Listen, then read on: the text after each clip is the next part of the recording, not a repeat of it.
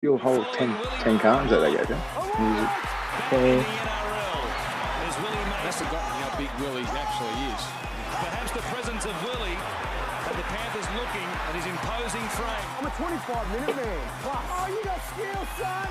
Uppercut right hand by Big Willie. Too fancy for you. 3, 2, 1.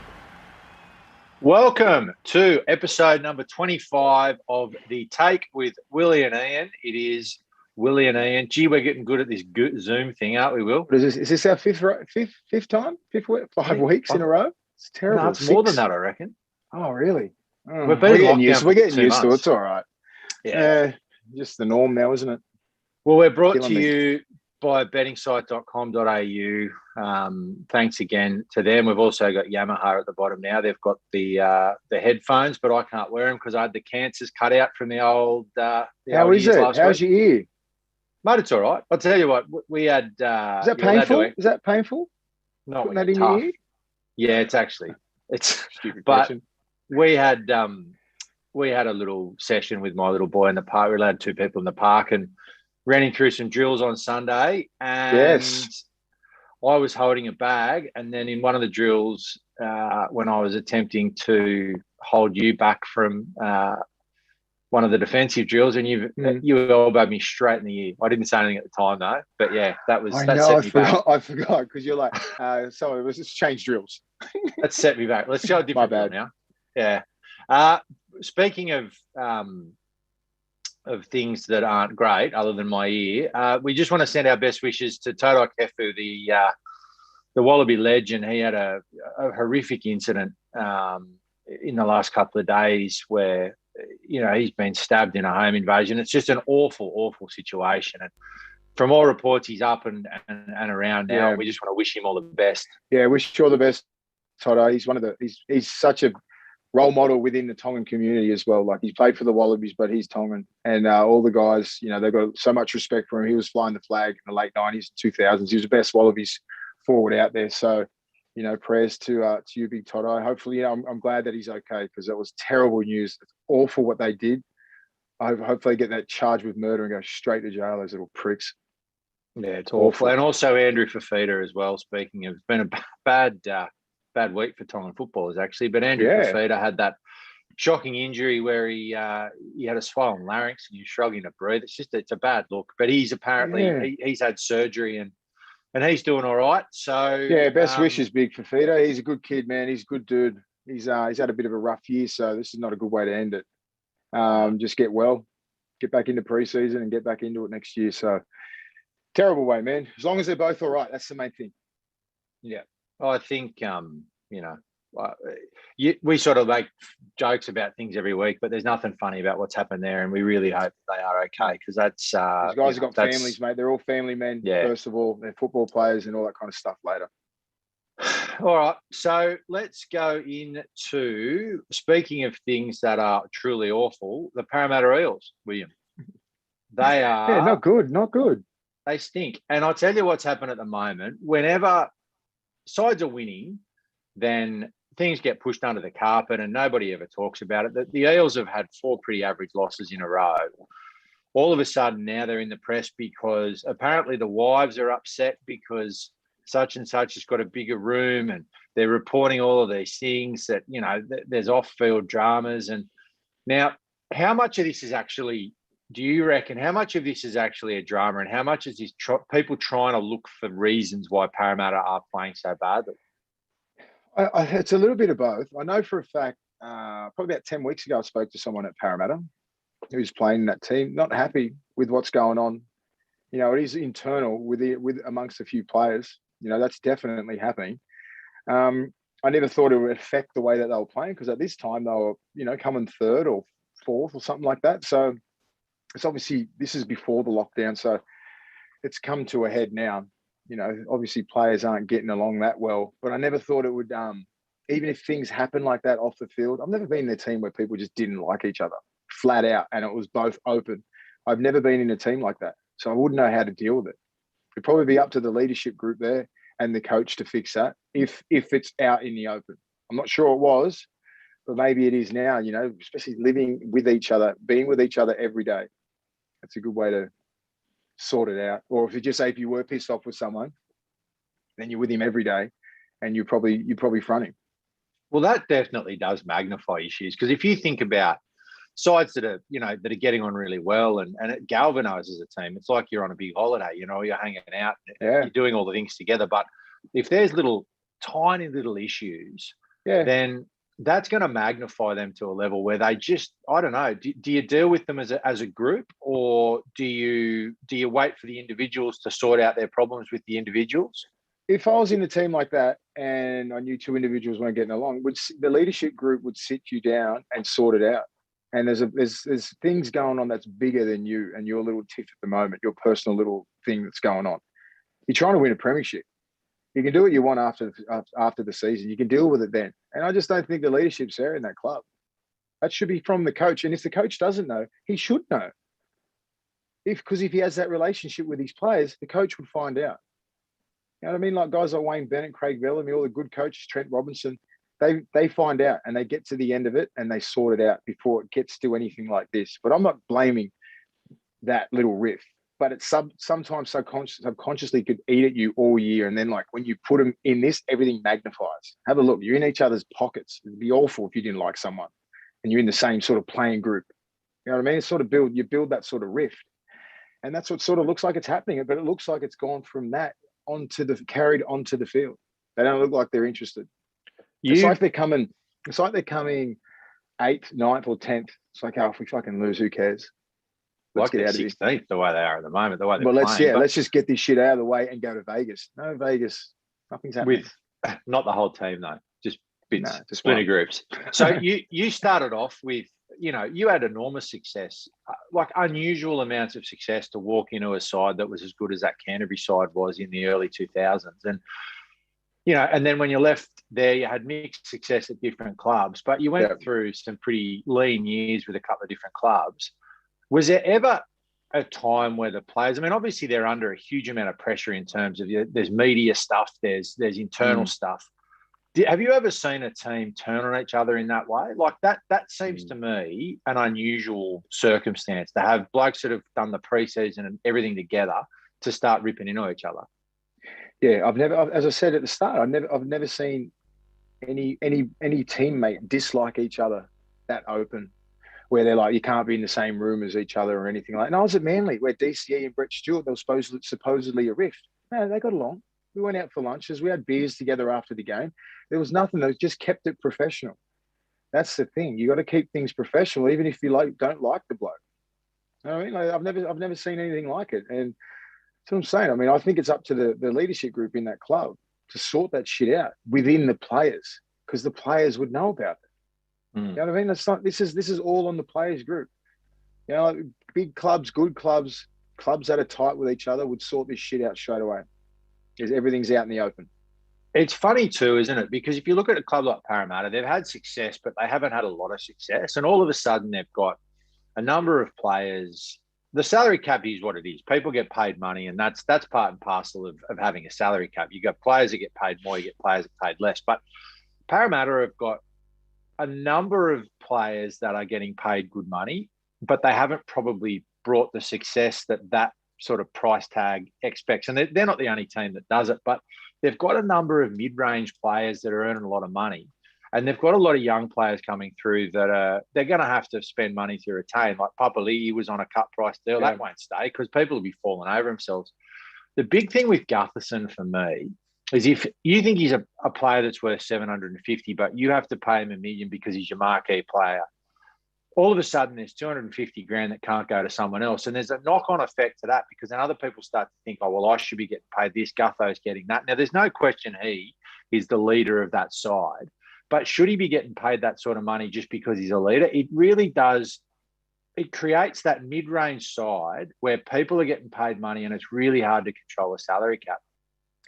See, I'm all for players. I don't really like speaking on players' money or anything like that, so I don't really comment, because I think Gutho deserves every single cent he gets. But I can understand from what you're saying, the angle that you are saying, it does cause little bits of rips. But for him, he deserves everything. The last 3 or 4 years, I said last week, he's been a top three or four fullback in the game, and that's saying a fair bit. You know, he pushed himself in the Origin side. He's been a big integral part of Parramatta, being in the finals for the last couple of years. Yes, they've fallen short, but that should never dictate how much money this kid gets. And at the moment now, just because he hasn't got an Australian jersey or anything like that, or a current Origin player, that's because just the climate that we're in. What sort of players he has to go against. You know, the talent pool in fullback is unbelievable. But he is a top player. He deserves $1 million plus because of the circumstance. You know what I mean? Like, it's not by default or anything like that. This is the money that he deserves. He's the best player in that club. Salary cap says your best player gets $1 million plus. That's where he sits. He's got the best agent in the game, Semi Ayub, and he will milk that club for what it's got. Who else are you going to get? And that's such a good point, Will, because I feel like I see Gutho, you know, and whether it's coming from Parramatta or not, but there's leaks obviously that he wants $1 million a year and all this. And to from my perspective, that's no one's business. Like if someone wants to pay Clint Gutho $1 million a year, if someone if I got offered an extra $10 a week to go and do a podcast with someone else, Will, I'd take it. 100% I would. Straight away. I would take that money and I would go straight to the tape with Ian and someone else. But, you know, anyone who thinks they wouldn't take more in a workplace is an idiot. So I don't like the fact that the media is trying to control the narrative. Like, Gutho doesn't deserve that money. Look at the runs on the board. He's probably got like player of the year. He's in the top 3 all the time. He deserves his money. Pay that man his money.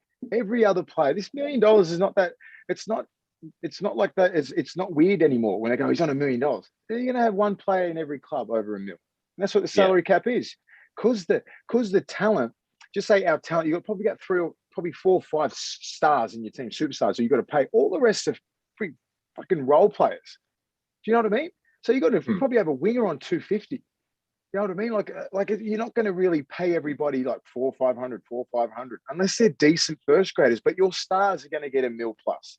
That's just the way it is. And the talent pool, as I said, you go further down the roster, they ain't getting shit because they're not that good of players. That's the Melbourne way of doing things. That's like pay your key positions and then get other people to do a job. Look at the call. Like Reid Marnie deserves some big money, and Gutho deserves it. Nathan Brown's been pretty good for him a couple of years. You know, Big Joe, Paulo, Big Cam, like Gillard, they're going to get some decent money. But like Gutho's your man. He's your man at Parramatta. Like you have a look at all the statistics. He leads everything. He might be in a little bit of a slump right now with the rest of the guys, but mate, usually he's your best player. Yeah. You know, like, so therefore you pay him $1 million plus, regardless of anything. Like, he gives a shit. You think he gives a fuck about what's happening in the papers? Like, who the hell let that out from Parramatta trying to think it's going to do you good? It's stupid. It's so dumb. You got to protect your players. Going back. Sorry. So going back to at the start where you said, you know, some wives that have been, you know, whinging about the rooms. I wonder how truthful that is, first of all. But I mean, I would go back if this was actually a case. I'm blaming the GM or the football manager. He's the one who allocates that. So just say a person like Mitchell Moses, maybe he's single, maybe he's not. He's got his partner up. So the way that they've been saying it is like the players that are, you know, just say you're a 17th man or something like that. You're not a big name player, but you've got a wife and 3 kids. They're up there, and so someone's still up in the penthouse, and these guys are getting the shitty rooms. That's what I hear, which is terrible because Mitch Moses shouldn't have to make that decision. The GM or the football manager should go and allocate all the rules according to your family, how big your family is, not how big your contract is, because that's terrible. It's a terrible way. If you're going to leave it to the players, they're not going to really make the best decision. You're going to make a selfish decision in their, you know what I mean, at the end of the day.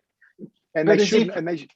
I know. Players are going to be like, "Oh, give me the penthouse. I want the penthouse." If I don't think so either. But I'm just saying, if you were in that position, like it's a football manager's fault. You don't try and blame the other players if you are a wife or anything started whinging, and that is because it's not on the players.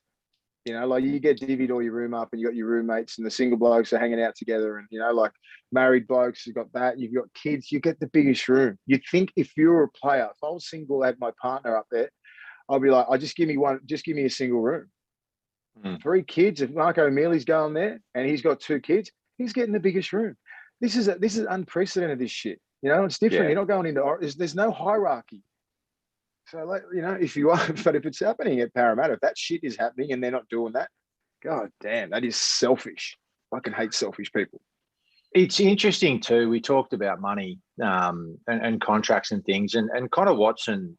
He's a really interesting test case because he doesn't. First of all, he doesn't have a manager, which I think is fantastic. I think these players, but he wasn't happy with the Knights' first offer from all reports, and so he actually rang around a few of the coaches and said we'd be interested. And he's got a good relationship with Trent Roberts, and he signed. He's not that good a manager. He lost 150 grand.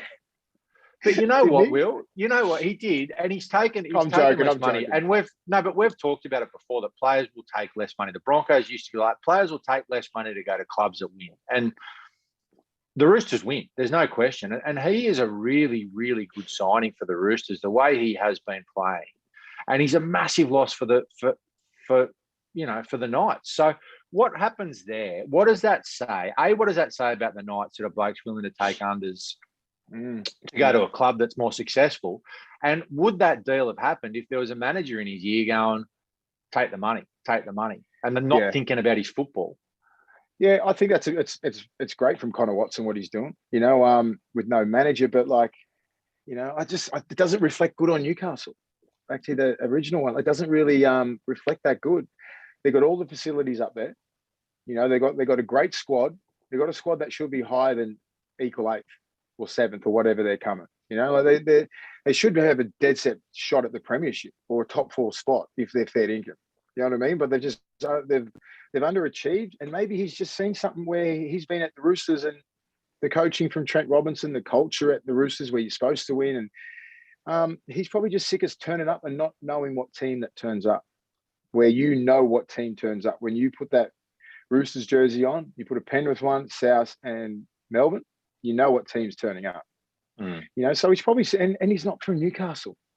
He's probably sick of this, the one team, one town mentality. The Newcastle people get into you if you're not playing good. And that team, the Newcastle people think that team should be nearly in the grand final. That's the way they are. You got Kalen Pong, you got Mitchell Pearce, Saifidi, Clemmer, like Tyson Frizzell, all these names you're rattling off. They expect to win. And a coach with a staff bigger than anyone in the whole comp. So I think losing Connor Watson doesn't reflect good on the Knights. But I'll give him the benefit of the doubt and just say, look, he wanted to probably come home. I don't know, Will. I look at that Knights side, and I watch them every week. And I look at that as a fan. Like if I was a fan of the Newcastle Knights, I look at Connor Watson, and Connor Watson week in, week out, he tries his ass off every week. He creates spark, whether he comes off the bench or whether he starts. He creates a fulcrum for their attack. And if you had 13 Connor Watsons in that Newcastle side, they win a lot more games. So you've taken a bloke that's probably the one bloke who's put in all year, and I don't know whether they disrespected him or whether he's just had enough. Either way, the bloke's gone. So I don't know. If I'm the Knights up there, I'm starting to ask some serious questions about what they're trying to build, and his best mates with Kalen Ponga. That doesn't help. I know for sure. Like there's going to be some questions asked this year if Newcastle fall out of the 8, or if they just don't, they just smash in the first round because something's not right up there. You got everything given to you in Newcastle. Granted, it's been pretty shitty circumstances for rugby league, but everyone's going through it, so there's no excuses. They've got one of the best facilities up there, the best town to play in. I love playing for Newcastle there, and I just don't understand why they're not winning. Yes, they should be sitting at least 4th right now. They've dropped about 6 or 7 games. It's alarming. Connor Watson apparently is a cracking bloke too, and he's really good around the locker room and really just good in the community as well. So I thought he would have loved Newcastle and stayed there for another 3 or 4 years, honestly. But maybe he's tight with his family. So we don't know all these little things. Maybe he's close with his family. Maybe he misses home. Like not being able to come back all the time. And, where's he from? He's an Eastern Suburbs boy, isn't he? I don't think originally. I don't know. I actually thought he was from the Central Coast. But he's a coast boy, isn't he? Yeah. I think he might be. But I don't know. Maybe he misses mansions. Is that still there? The Empire. Not that anyone can go there anymore. I don't know I don't know. I'm not sure. It's a weird one because I thought Connor Watson's played good enough this year to get a decent contract. He has been injured for the last couple of years, which sucks. But he's been solid for him this year. Yeah, maybe they got another. I think from a football perspective, I think they've struggled to work out what he is up there. I think what his football needs is he needs a defined role, and I think Trent Barrett will provide him Trent Robinson will provide him with a defined role. And what do you think that is? Look, when he started at the Roosters, he was playing fullback, and then he's moved in. He's proved basically he can play fullback, he can play in the middle. Some players, and it's not just rugby league, it's rugby union as well. There's some players that don't reach their full potential because they're seen as a utility player. If you look at someone who you were playing with, like Craig Wing, was he a halfback? Was he a 9? Was he a 14? Kurt Gidley, all those players. Because Connor Watson obviously got told in the preseason, put on 5 kilos of muscle, and we're going to play you as a lock. They tried to copy off a Victor Radley type, Cam Murray, Jake Trbojevic, and that hasn't worked. No, because I think most coaches are going for that third, the lock to be a ball player now. You can't have your Talmalolos and stuff like that. Very rare. You got your Jai Arrows and that you can slip back to lock, but he's mainly a front rower now. So they wanted Connor Watson to do that, and it's just that it just didn't fit. So then he had to sit back and enjoy the bench for as long as he and you don't know when you're going to get on the bench. You don't have a role, so maybe Robbo said, "Look, you come down here, you're going to be." I don't know. I'm not sure. What do you think? I think he's still going to come down to Sydney and he's going to be on the bench again. I honestly think that if you look at the Roosters, you look at the positions that he's played in the past. He's played halfback, 5'8", fullback. Now he's got Sam Walker, Luke Keary, and Tedesco. He's played back row, number 13. So he's got Radley in front. I think he'll play 9. I think he'll be the starting 9 for the Roosters. You got Verrills there. Verrills is a gun. Yeah, Verrills is good. I don't know. He's good. I think he'll be the option off the bench. That's it. He does not warrant to come down and start at 9. Yeah. He hasn't played enough games. Verrills is a 9. Yeah. I mean, that's what they weren't that phased. Yeah. I mean, I just think something's gone sour in those meetings. He doesn't like something about Newcastle, where they're heading. So he'd rather play off the bench for a team that's going to have a shot in the finals. Yeah. He wants to play finals football. That's what it comes down to. He's taken less money to go to a club to play in the exact same position, but he's home and he's at the club that he loves. I just heard from the producer, Willie was born in Dubbo and he moved to Avoca when he was 5. So there you go. So we're nowhere near it. Absolutely. So he's a Roosters boy. So he's a Clover Valley Roosters Junior. He played for the Crocodiles. It's a great hunting ground. One thing, Will, that I would like to get your opinion on, obviously this year, and before we go into this bit, I just want to say, everyone who has kids or anyone who has nieces or nephews or whatever, I think the kids have been the people that absolutely have just copped COVID. Well, I'm supposed to be in Mudgee this week for state schools rugby. Yeah. Finn, my little bloke, he's been looking forward to it. He just fronts up. He goes to school. He does his thing. He's not complaining about anything. You've had so many things ripped away from them. And one of the things that's been ripped away from them is sport. And I think sport's such an important part in kids' lives. So if you've got a son or a daughter or a niece or a nephew, just give them a cuddle and tell them you think they're amazing because they've just handled it so well. But Phil Gould has come out with a thing because there's been similar to no schoolboy footy or whatever. There's been no Queensland Cup, New South Wales Cup. There's been no junior Reggies or whatever. So these blokes haven't been playing footy for 12 months. They've been training. They've been doing these things. Oh, they played half the year this year. Yeah, that's true. They played half the year. Yeah. They did play half the year. So what do you think about an idea that he has had where it's like they will play a comp at the end of the year? So I guess instead of doing pre-season, they play sort of a whatever it might be, whether it's a small comp or it gives them a chance to play some footy. It gives a chance for club recruiters to go out and have a look at it. It's a good idea. I think it's good. I mean, Gus is always coming up with some great ideas, but I understand. I just try and picture like when I first come down from Toronto West to Belmore in '98, I had to fight through that system. And they're the most important years, 17, 18, 19, to fight for your first grade spot. That's where all that hard work is done. And these kids haven't got that opportunity to fight for a spot. So just say if you're not in this top 35 being squad, you do not even get looked at. And even if you're coming through the system, you might have a really good 17, 18-year-old kid who needed to play the back end and all that kind of stuff. And you might have been pushing towards the back end of the year and then going into next year. Those, opportunities have been taken away from these kids. So the development is a bit stagnated as at the time, which sucks. And I hope, and this is where a lot of recruitment officers are under the pump. You know what I mean? So I'll go back to just say schoolboy football. Like Australian schoolboys get played this year. And usually you pick all your best schoolboys come from that, or your next, the big future, massive future. You go, all right, I've got 17 players here. Pretty much, I reckon 80% of them play first grade. You don't get that.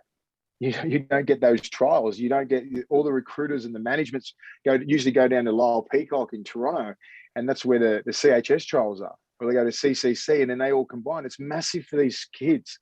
It's huge, and that's taken away from them as well. They get a chance to play Australian schoolboys. They don't get a chance to play in that Australian under-15s merit side. So you get a lot of this stuff taken away, and you can get really disheartened from the game and not even play. You know what I mean? People are going to get thrown different opportunities in life. You might lose them to AFL, you might lose them to rugby union or something like that, because even though they're not playing, they might just try other things. So we need to be important. The NRL clubs need to be hopefully really focus on those young 17, 18, 19 years, because you're a raw kid, you know what I mean? And all these opportunities have been taken away from you. You got to keep them motivated. And I don't know the answer to that, but if you do something next year and reward them for, the shit show, what's happening right now, I don't know, maybe it's all right for these young kids. But it's a very, very important time of their career. I can only remember when I just come down from Toronto, and I was just shocked at how hard the training is, how crazy Sydney is. You can't acclimate to anything. Imagine and all you can think about is playing football. That's your only outlet.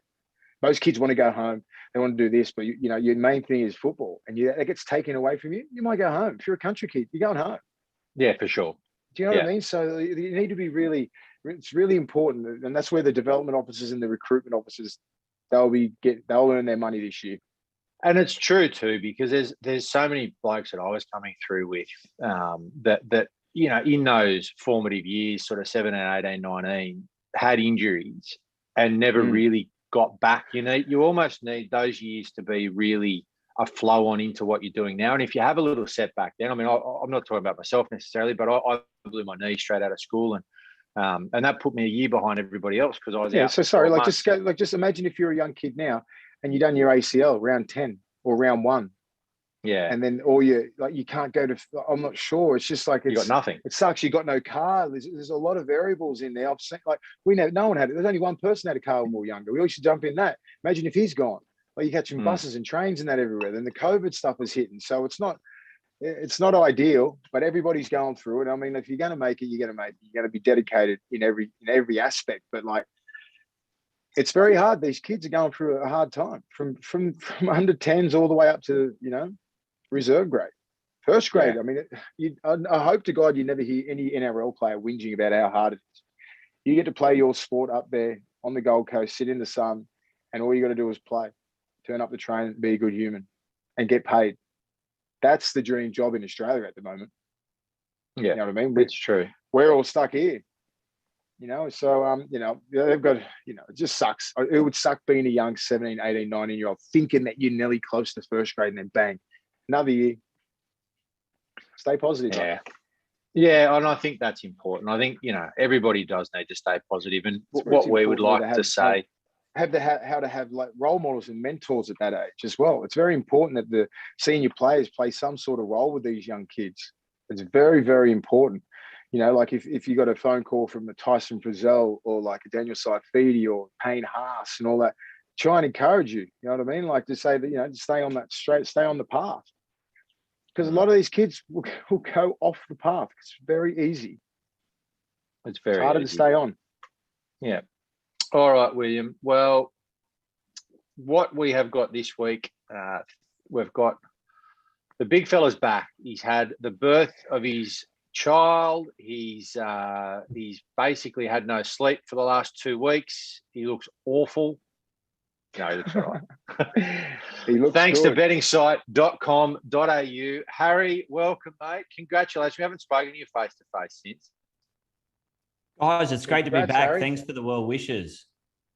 Mate, more than welcome. And let me tell you, you are in for quite the treat. Being a dad is the greatest thing of all time, other than being on this show. Probably the second best thing I've ever done in my life, having a kid, other than being on this show. Mate, we were all so close last so week. far. We were so close. It was, I don't know. I've got the sheet here in front of me from the producer, and we all lost by one leg in our multis. You by I'm half going to a ring point. up Daniel Tupou. I'm going to ring up and just racially abuse him because he cost me my multi. That's Half what you a do point now, for isn't me. it? Isn't that That's how what you you do do. it? That's You what can't you get a have message. you can't have a Tongan on Tongan crime. We can't have that. No, No that's way. right. No. Tongans need to be kind do. to each Toops, other. come at the on, moment. man. You're better than that. Come on, Toops. 0.5 of a point, Harry. That makes me feel sick. That's the that second you, time Burner? that's happened to you this year, too, Ian. I Remember know. Jake Clifford's kick at goal? Yes, I do. Yes. You're a that's- Knights supporter. yeah, I blame you the half a wholeheartedly. point. Yeah. So that ruined you as well. So But, mate, you don't like dealing this in week- halves. Looking at your bet, you're not dealing in halves this week. So I'll tell you what. I had a look. I've gone right into it this week because I just feel like I've been robbed. I've been robbed by bad decisions. Anyway, I don't want to go into my sob story Poor because Ian. everybody. Yeah, I know. It's unfair. All one It's out. unfair. This, I don't know Right. if anyone's following my bets, but let me tell you, this is the greatest bet of all time. Your I've one? called it What early. is it? What is it? I've got Roosters 1-12 against a full strength Dragon side. And I've got Okay. Tigers 1-12. I can't Yeah. believe, I cannot believe that you are getting $13.12 from Sportsbet for this. Right? That's an incredible. $13. It's A incredible. two-legger. You're getting That's pretty good. $13 for that. It's Right. that is something. Well, the Tigers versus Sharks is virtually a loser leaves town game. Yeah. Mathematically, the team drops out. So, the Tigers got a bit iffy in the last 15 minutes or so against the Cowboys last week. I think a few of their fans started to go, "Oh no, not again." But the Sharks as well, they were devastated after that game. Maybe They should have won. They should Yeah. have won. They lost that game. Yep. Newcastle didn't win it. Yep, 100%. And that's 2 weeks in a row. The Sharks have you feel like they've given away games, and you don't can they get back up again, knowing that it's last chance saloon, really? Nope. Yeah, you got to like the No. Tigers 1-12 in that, which is really Mm. good value. I'm not as confident on the Roosters, but they didn't play that well against Brisbane.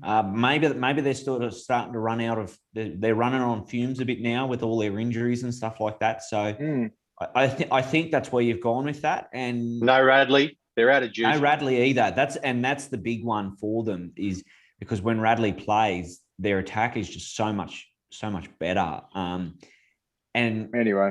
yeah, All right. Well, my You're a big bet, hope. which will You're get an up, absolutely big hope. I'm very close. I have no idea about betting, but I've been that close for the last couple of weeks, haven't I, Burner? You have been extremely close, William. What have we got this week? Anyway, well, look, let's South get Sydney's on the line. West Tigers. I'll take the line of the West Tigers.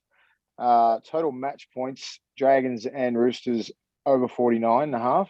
And Hayes Dunster, anytime try scorer. The Dunster.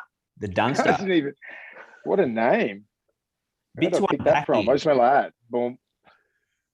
All right. Well, as soon as you've put it in like that, you're destined to win. I can't hear you. We've lost the big fella. He's frozen. He's gone. He's frozen. So we'll go straight to the producer's bet. I don't even know what odds you got because I didn't write them down. I think it's like $11.45. Was it? Good. I think so. That's not a bad bet. You froze for a $11.91. bit. 11. There you go. He's back. Yeah, $11.91. back. Right. Yeah, $11.91 at Ladbrokes. Oh, All right, sweet. so the That's good. producer has gone back to AFL. The only thing he's won on so far is a couple of flum bets on the Olympics, and the Olympics are dead now. And I don't know if he's going to back the Paralympics or not, but we're going Melbourne 1-39. What a low sport when that's a bet. 1-39. What does that even mean? Luke Jackson, anytime goal kicker, and Max Gawn, he's anytime goal kicker too. So, Luke, Max, Melbourne, what do you reckon, Harry? $10.75 sports bet. They're in on that one. Melbourne, the Demons, the perennial just bottom first in the AFL this year, I'll have you know. So there's a little bit happening there. So $10.75. Then Max Gawn, one of their big superstar players in the ruck. $10 for us again. He's on a hot streak with the Olympics, and he's going back to the old girlfriend in the AFL. And I've gone unstable again. Yeah. Do you know what? I feel like since you've had a child, you are hiding in the basement and trying to avoid waking the child up. And now I've gone too far away from the router. I think you might have. Now, Harry, what have you got for us this week? All right, let's get this in quickly. Okay, so I have taken the Storm. Matt Burton to score at any time. Can you believe he's scored 15 tries this year? Alex Johnson. I love him. Alex Johnson to score at any time. The Knights 13 plus, and I've gone the opposite to you, Ian. I've gone the Roosters 13 plus at $12.35. Yes. I may have forgotten that Radley's out, but that's too late. The bets are in. I can't revoke I love it. Yeah, you know what? Traditionally, when one party goes against someone else, both people lose. That's been the experience that we've had so far. So you've just destroyed my bet and your own. Well done, Harry. All right, yeah, everyone load up on the Dragons in that case. Yeah, so Ladbrokes have got on board here with $12.35 about that one. So good stuff. Well, mate, thank you very much. We've got about $4,000. We've actually started with the social media campaign to get everybody sending in their applications for not the award. It's not an award. We could do a certificate too, but you get cash. You get cold, hard cash from bettingsite.com.au. We're up about $4,000. That will definitely buy you some red frogs for the local canteen. So get involved. Send in your applications. Harry, thank you, mate. Good luck with fatherhood, and we'll see you next week. I need it. Thanks very much, guys, and hopefully we get a win. Yes, we will. We'll get 4. Thanks, mate. See you next week. See you guys. All right. And make sure you bet responsibly, guys. All right. Just gamble responsibly. Oh, did I say bet responsibly? Yeah, we're gambling responsibly, though. We're going to gamble responsibly. Instead, we could do both. Sure things. Guaranteed. All right, mate. So let's go quickly now to what we've been doing, obviously, last couple of weeks. We got rid of the Broncos and the Bulldogs last week in the best of the worst. So the Cowboys are gone. They're finished for the year. Mm-hmm. It's been a very disappointing season for the Cowboys this year. They'll be extremely disappointed that they've just lost Corey Jensen. He's signed with the Brisbane Broncos recruitment guy, the bloke who brought you losing Reece Walsh and David Fafita. He's made up for it by signing Corey Jensen for 2 years. Yeah. So congratulations to all parties there. Actually goes all right, that Jensen kid. He just needs a crack. He's had a fair crack at the Cowboys, Will. So Todd Payton, is it his fault? Is it the culture up that joint? What's going on? I don't think he started off that well by dropping Taumalolo. No. I don't think there's anything wrong with that culture up there. You know what I mean? So it's got to be on the coach. You can't put guys like Taumalolo, who's he's a spiritual leader. He's pretty much their captain. Like, he's their man. He's their best player. And you throw him on an edge. You muck around with him all year. Like, he just needs to be playing football. That's it. And I mean, granted, he's broken his hand 3 times this year, which sucks. But he should never have got off to that start. He should never have been playing off the bench. You just can't do that to this kid. He as I explained last week, with all these players, these great ball runners, they can't be on one side of the field because teams will game plan for you defensively. And that's what they did against Taumalolo. You know, like, he needs to be in the middle, just running wherever he wants, doing Jason Taumalolo things. And that's not a culture thing or a club thing. That's a coaching thing. Is there any truth to the rumor that he keeps breaking his hand, punching Todd Payton in the face? He's breaking the coach's door down. Just let me at Todd Payton every time the team was Tuesday. I don't understand that. I mess with a kid like that. I wouldn't try and get his minutes down. I wouldn't say everything like that at the start of the year, trying to, he's playing 70, 80 minutes a game. Like you'd look after his minutes a little bit better. You're playing 30 minutes and 2 30-minute stints. You're not playing on an edge. You just got to handle things better. Next year, they've signed Chad Townsend to steer him around the park. They haven't really signed anyone else. But he's a good buy. He's won a comp. He's a workman-like footballer. So what you're saying to Thomas Dearden, though, is that we don't trust you unless you play Scott Drinkwater, somewhere else. But I don't know. The Cowboys, congratulations. Unless they play Val Holmes on the wing, which I don't think they will, and you put Drinkwater at fullback. Otherwise, you're putting Dearden on the bench or not in the team. You got Drinkwater at 5'8". I think he's a gun. He's a really good player. Yeah. I think Dearden's had enough cracks there. This game's ruthless, mate. Ruthless. And he'll come up there. They'll be all right. Peter Hiku's a good buy too. He's been really good for the Warriors the last couple of years. He's a good player. And he can play anywhere. Fullback, center, 5'8", anywhere. So he's a good person. He's a good dude. Prop. Hooker. Everywhere. So let's have a quick look at the run home, because as we've said from the start, the top 6 sort of sorted itself out sort of mid-season, I guess. You're left with the Knights on 7th, the Titans on 8th, the Raiders at 9th, the Sharks at 10th. Yeah. The Dragons at 11th, they're going backwards. The Warriors 12th and the West Tigers 13th. Now, that's basically all on differential. I forgot about the Warriors. You've got the Knights at 22, the Titans, the Raiders, the Sharks. No, the Titans and Raiders are on 20. Then you've got the Sharks all the way down. Everyone else on 18. Everyone else on 18. Yeah. So, I don't know, Will.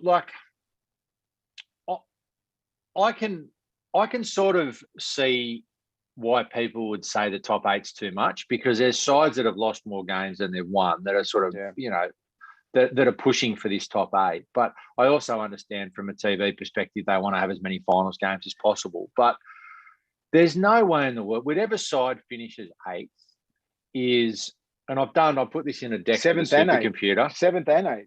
I don't think 0% chance of winning the comp. 0% chance of winning the comp. So what's the point of going through, all of these sides, they're good sides and it's interesting and who's going to make the 8 and that sort of thing, but they're not going to win the comp. So why not go back to a top 5 or whatever, give the minor premiers a week off, and then have some serious games of football deciding who's going to make the grand final. It's all good in saying that, and it sounds good, and everyone goes, yeah, that sounds better, but it's not the fact. The fact is that we've signed our soul away and we have to play those games. Yeah. Simple. We have to play 25, 26 games and everything like that. So, look at the amount of money that the game's earning. That means you guys play as many games as we say. I mean, we can say, we should be a top 6, it should be this.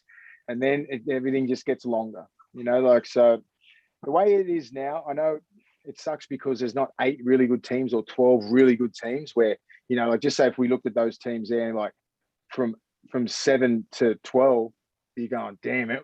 If Canberra get in, they could give it a crack. If the Tigers get in, they could give it a crack. Sharks, but all these teams that we just mentioned, they're not beating Melbourne or Penrith or South. Do you know what I mean? They're not beating them. They're not.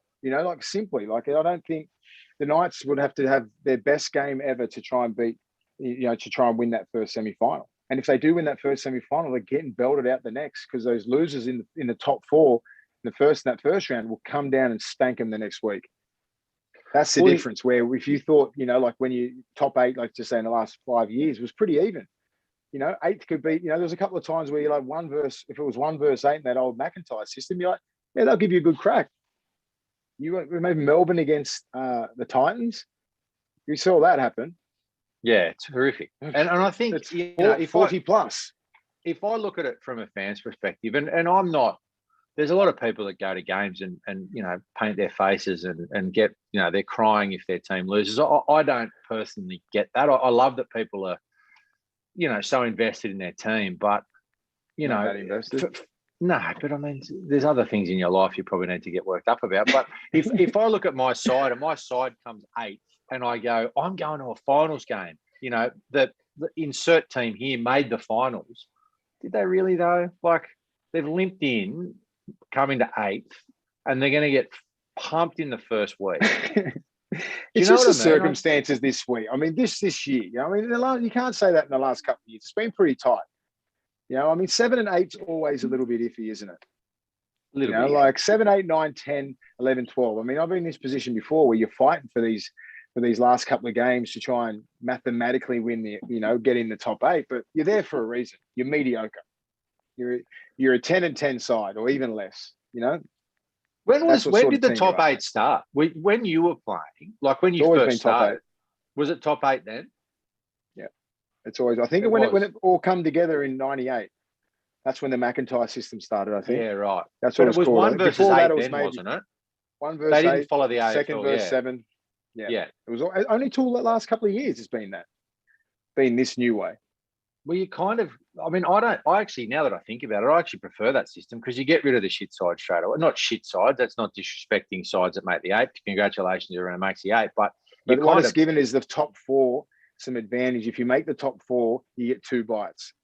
So there was a couple of times there where we come second, we got beat by 7th and then beat again straight away. Like we were done or didn't. So we didn't even get a chance. So I think second played 7th, we got beat, and then another team beat the other team. So we were out. Oh, you got out. Yeah. So that sucked. Then it happened a couple of times where a really good team like who comes second or third, you know, they lose that first round. You know, which is I never had a problem with it. That wasn't the year. In 2004. In 2004, we got beat in the first round, and that's when St George come third, and we bumped them out. Oh, because you lost. Yeah, because we lost. So they were the third.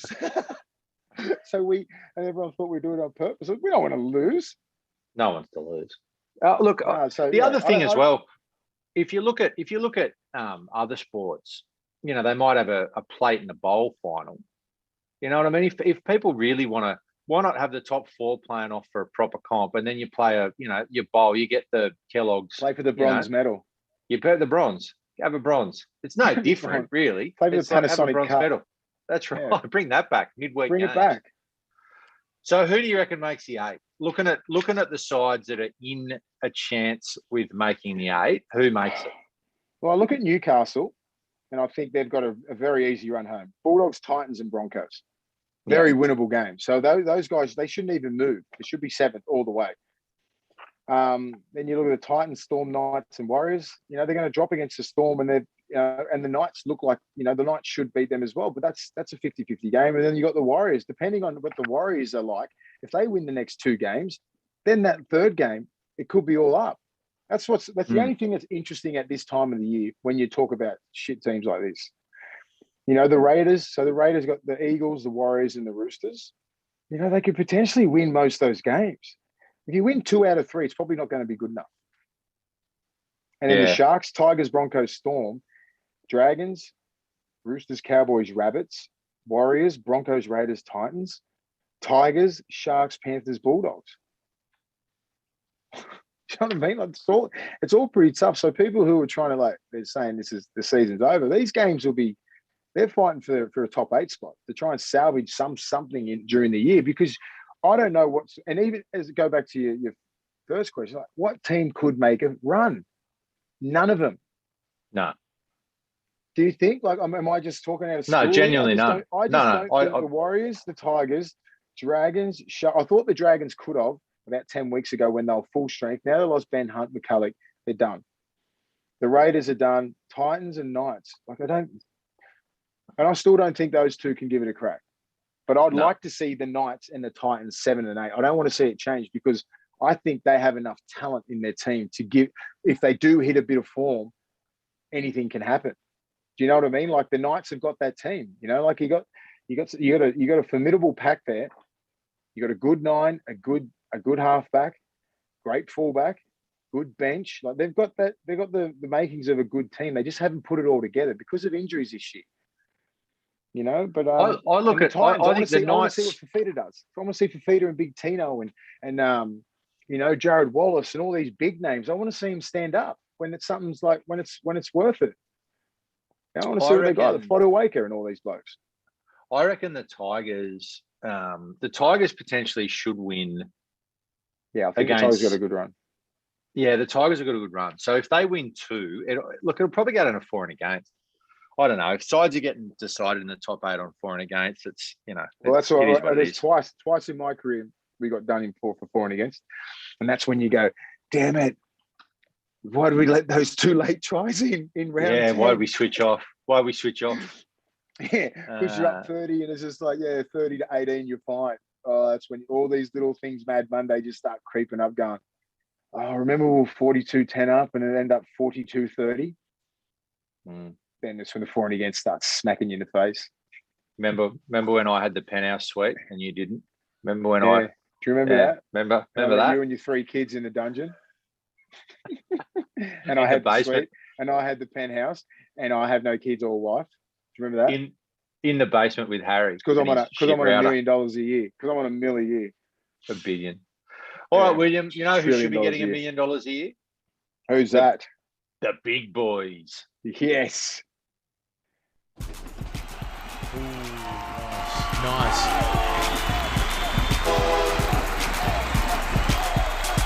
Willie's Big Boy. Yeah. All right, guys. Willie's Big Boys this week. It was I mean, every single week. I've got to watch every single game because it's been crazy every year. I mean, every single week, these guys just come out, they do their work, they get it done. This week, 1 point, Jake Trbojevic. Just because his stats doesn't mean he didn't make over 100 meters or anything. He played it, I think, close to 70 minutes. I think over 40 tackle involvements. He's well over 90% efficient. But his ball handling around the ruck and getting his big boys to run off him, like Big Marty Tapau and a few other blokes, I forget their names, but they've got some young sides, but they've got some young bulls. Like the back rollers are big and strong. So he's that extra ball player. He's their Victor Radley and Cam Murray. He's got silky skills, and the way that he gets, like how he gets the ball first receiver, dummies across, got a lead player, and then back out the back to Cherry Evans, and they hit those edges where every time that Tom Trbojevic skinned it, who's the first bloke with the ball? It's always Jake. Watch it all the time. And then Tommy just goes off his timing. 2 points, Junior Totola was outstanding on the weekend against the Gold Coast. I think he's been out for a little bit. So that's why that Nichols has been starting. Well over 200, I think close to 200 meters, over 20 touches, 30 tackles. He was outstanding. I think he's that X factor.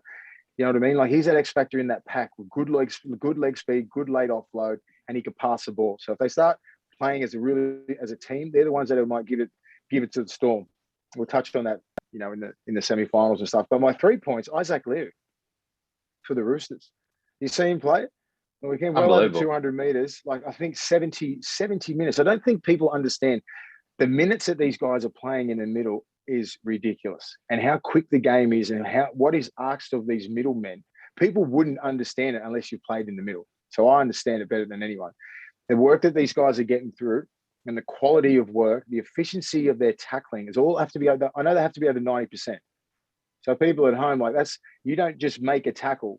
You got to be in the tackle. You got to win the tackle to be efficient. You know what I mean? You need to win your tackle. When I say 90% efficient tackler, that means you win 9 out of 10. You're on their back.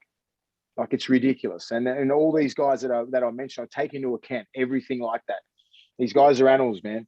Well over 200 meters, and just these ball playing skills. And he's going to be really good for the Titans next year.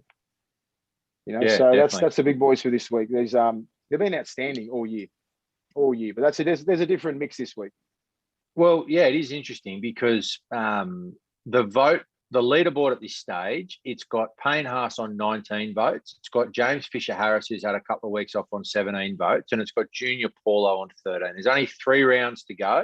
And the only thing I take into account, Payne Haas will nearly be on every single one, but they keep losing.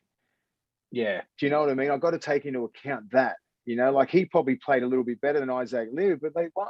The Roosters won, and it was a head-to-head game. This sounds. And Takayahau played good too. You're starting to sound a little bit like when Des Hasler pulled out the Moneyball book to give reasons why Aidan Tolman was better than you. I don't know. Way better. Just look at the stats. He's way better. Stats. So Payne Haas is in front. It's going to be pretty close towards the end, and a big thank you once again to Young Henry's. For those of you at home that don't know, everybody whoever wins this gets a case of Young Henry's a week. A week. Oscar, big guy. I'm currently drinking Noble Cut gin straight because I've run out of beer. So, and it's a good gin too. I don't know if anyone likes gin out there, but get involved. So James Fisher Harris, he's back from the birth of his first child. What better way to celebrate the birth of your child than by eating a Bondi Tony's burger and drinking Young Henry's? Good on you. Thanks to both some those body people. science stuff to rip all that excess off. We'll eat it for you. Bondi Tony's is out there doing its best. Go and get a burger from them because it's really difficult. The longer this lockdown goes, the harder it is for your most beloved restaurants to stay open. So for everyone who's there, go and get a burger from Bondi Tony's. It's the best burger you'll have, and also you'll be supporting a fantastic local business if you live in your LGA in the eastern suburbs. Otherwise, don't go there because you get arrested. All right, William. Tips for this week. What am mine? Have you? Remember it's round 20. Which round are we going to do this week? So I've got Storm, Eagles, Rabbits, Tigers, Knights, Para, Roosters, Broncos. I think I've got the same. Is that it? That's it. I've gone exactly the same as you. Because have you really? We are genuinely just extremely smart about everything. And also for note in that I am 7 ahead of the producer, who has once again proven that he knows nothing about anything. He's really, I don't know, he can't bet. He's struggling a little bit now, isn't he? Struggling badly. He's gone back to AFL. Bloke's got nothing. But anyway, I'm in front, so that's good. Well, that concludes another week of The Take with Willie and Iain. I probably shouldn't have been drinking straight gin because we've got to the end of the show and I don't want to stop talking, but I'm going to. I'd like to crying. I'll go and cry in a second. Thanks to bettingsite.com.au. Thanks to everyone for listening. Please provide us with some feedback. We'd love to know what we're doing that you like, what we don't do that you would like us to do. It's not a PSA, guys, but just try and stay healthy. Get outside, walk. Obviously social distance, but you've got to be outside. You've got to stay healthy and fit. Don't stay inside. You know what I mean? There's no zero transmissions outside. Go for a walk. Do this. Stay healthy. Eat well. Do everything well. Don't fall into that hole that everyone's doing it. It's just an excuse. Just take this moment now and turn it into a positive. We're all going through it. So just be wary of everybody's mental health and, just ask questions. See if everybody's all right. It's a tough time for everyone. Yeah, it's awful. And make sure if you've got any comments or anything at all, we genuinely do look at all our social media stuff. So get us on Twitter, Instagram, Facebook, whatever it might be. Send us through questions. Maybe next week we can have a section where we answer some questions if you send them in, because we'd love to hear from you and we want to engage with you. And everyone stay safe. All right. Cheers, guys. Keep well. I'll be following Willie more and more. Back in the NRL is Willie Mason. I've forgotten how big Willie actually is. Perhaps the presence of Willie had the Panthers looking at his imposing frame. I'm a 25-minute man. Oh, you got skill, son. Uppercut right hand by Big Willie.